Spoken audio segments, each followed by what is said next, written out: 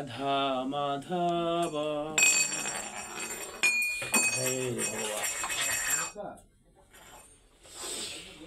জয় রাধা মাধব জয় কুঞ্জ বিহারী জয় রাধা মাধব জয় কুঞ্জ বিহারী জয় গোপী জন বল্লভ গিরিবরধারী জয় যশোদানন্দন ব্রজ জনরঞ্জন যমুনা তীরা বনচারী জয় রাধা মাধব জয় কুঞ্জ বিহারী জয় যশোদানন্দন ব্রজ জনরঞ্জন যশোদানন্দন ব্রজ জনরঞ্জন যমুনা তীরা বনচারী জয় রাধা মাধব জয় কুঞ্জ বিহারী হরে কৃষ্ণ কৃষ্ণ কৃষ্ণ হরে হরে হরে রাম রাম রাম হরে হরে হরে কৃষ্ণ কৃষ্ণ কৃষ্ণ হরে হরে হরে রাম রাম রাম হরে হরে হরে কৃষ্ণ কৃষ্ণ কৃষ্ণ হরে হরে হরে রাম রাম রাম হরে হরে জয় রাধা মাধব রাধা কৃষ্ণ চন্দ্র রাধে জয় প্রভুপদ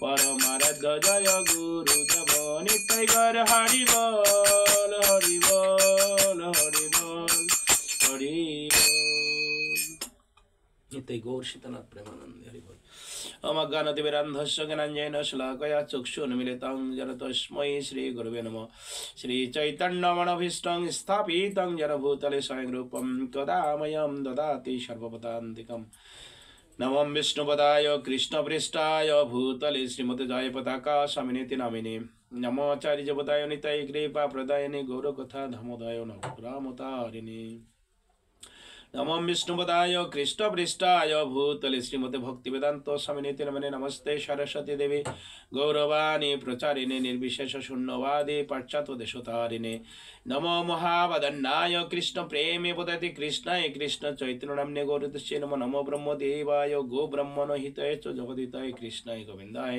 नमो नमो बिन्दा वै तुलसीदेव वै प्रिया वै केशवश्च विष्णु भक्ति पदे देवी सत्यवत्यै नमो वंशाकल्पतरुभ्यश्च कृपा सिन्धुभ्यो पतितानं पावनेभ्यो वैष्णवेभ्यो नमः जय श्री कृष्ण चैतन्य प्रभु नित्यानंद श्री अद्वैत गदाधर शिवासादि श्री गौर भक्त वृंद हरे कृष्ण कृष्ण कृष्ण हरे हरे हरे राम राम राम हरे हरे नारायणं नमस्कृतं नरश्चैव नरोत्तमं देवीं सरस्वतीं व्यासं ततो जयमुदीरये मुखलं करोति वाचालं पङ्गुलं हयति गिरिं वन्दे परमानन्दमाधवं नष्ट प्रयासो भद्रंशु नित्यं भागवती सेवाया भागवती उत्तम तलके भक्ति भवति नष्टि ओम नमो भगवते वासुदेवाय ओम नमो भगवते वासुदेवाय ओम नमो भगवते वासुदेवाय हरि ओम तत्सत् ओम हरि ओम तत्सत् श्रीमद् भागवत चतुर्थ स्कंद द्वितीय भाग कृष्ण कृपा श्रीमती श्री अभय शरणाबिंद भक्तिवेदांत स्वामी प्रभुपाद की जय परमानंद परम दयाल गुरु महाराज की जय जनिताय गौर सीतानाथ प्रेमानंदी हरि बोल 2025 সালের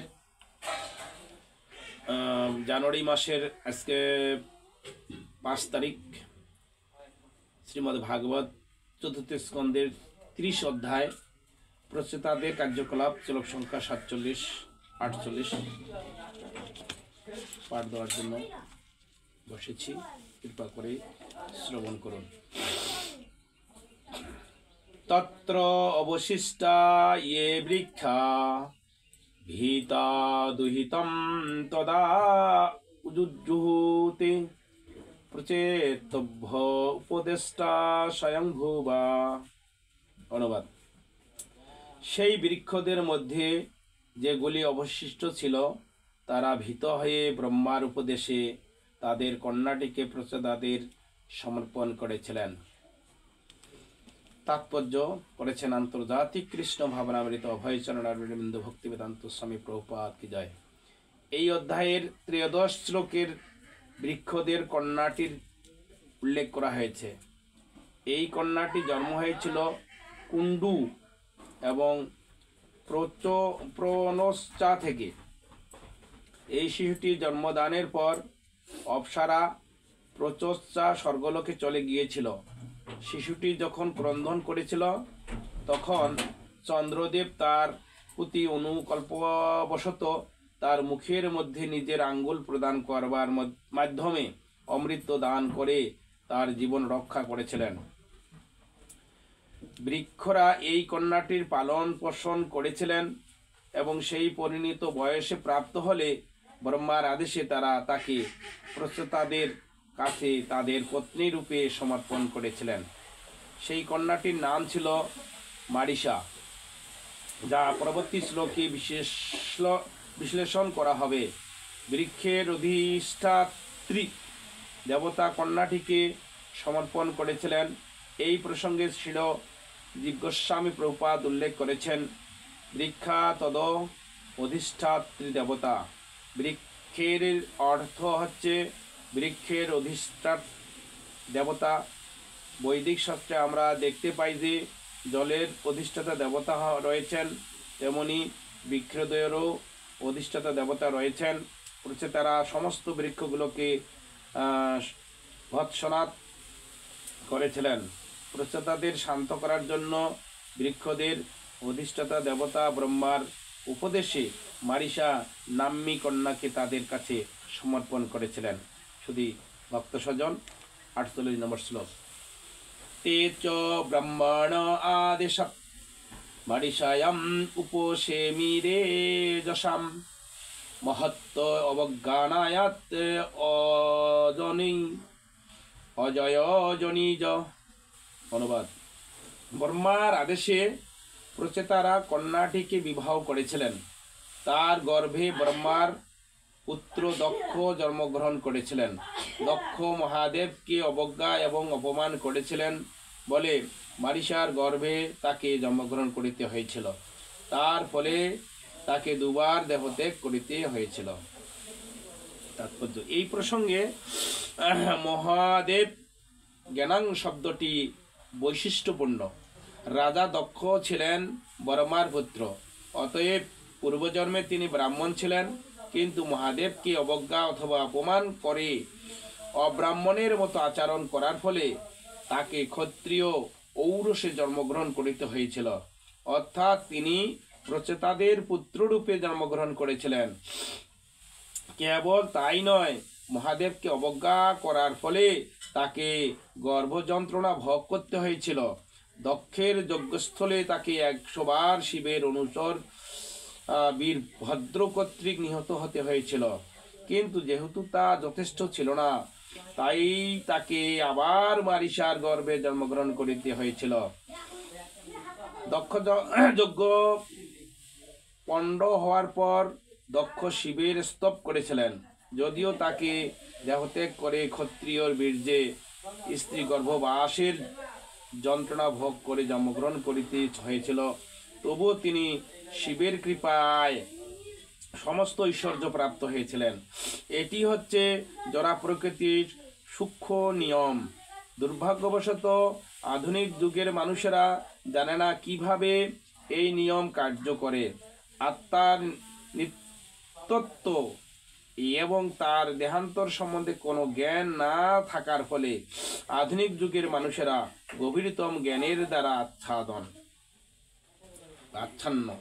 সেই কারণে শ্রীমদ্ ভাগবতের প্রথম স্কন্ধের প্রথম অধ্যায়ে 10 বলা হয়েছে, সন্ধ্যা সুমন্দামতয় মন্দভাগ্য উপদ্রতা।